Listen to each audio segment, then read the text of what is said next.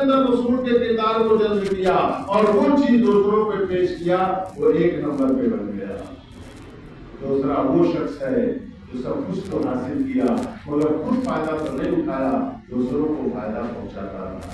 تیسرا وہ شخص ہے میرے آقا محمد رسول اللہ صلی اللہ علیہ وسلم نے فرمایا، جس کو قرآن نے بھی کہا ہے ان الذین کفروا سواء علیہم اانذرتہم ام لم تنذرہم لا یؤمنون ختم اللہ علی قلوبہم وعلی سمعہم وعلی ابصارہم غشاوہ۔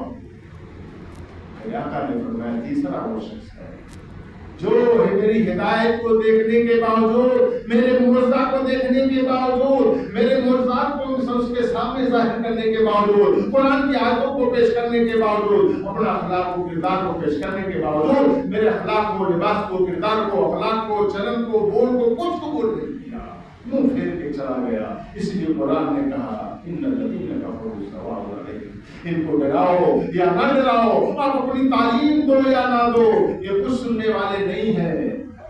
ختم اللہ علی قلوبہم، اللہ نے ان کے دلوں پر مہر لگا دیا ہے، ان کے کانوں پہ دوست مہر، ختم اللہ علی قلوبہم وعلی سمعہم، ان کے کانوں پہ مہر، ان کے آنکھوں پہ مہر۔ کیا مطلب؟ مہر جی چیز لگ جاتی ہے بند ہو جاتی ہے، کیا آنکھ سے نہیں دکھائی دیتا، کان سے نہیں سنائی دیتا، کیا اس کے دل کو اس بات کو نہیں کرتا؟ سب کچھ کرتا ہے مگر دیکھنے کے باوجود بھی، سمجھنے کے باوجود بھی دوستو اس کو کرنے کا من نہیں کرتا ہے، جو راندے درگاہ ہو جاتا ہے۔ میرے آقا محمد رسول اللہ صلی اللہ علیہ وسلم نے فرمایا بہتر انسان وہ ہوا جو میری ساری چیزوں کو اپنے اندر لے لیا اور پھر دوسروں کو اس کے ذریعہ سے فائدہ پہنچاتا ہے۔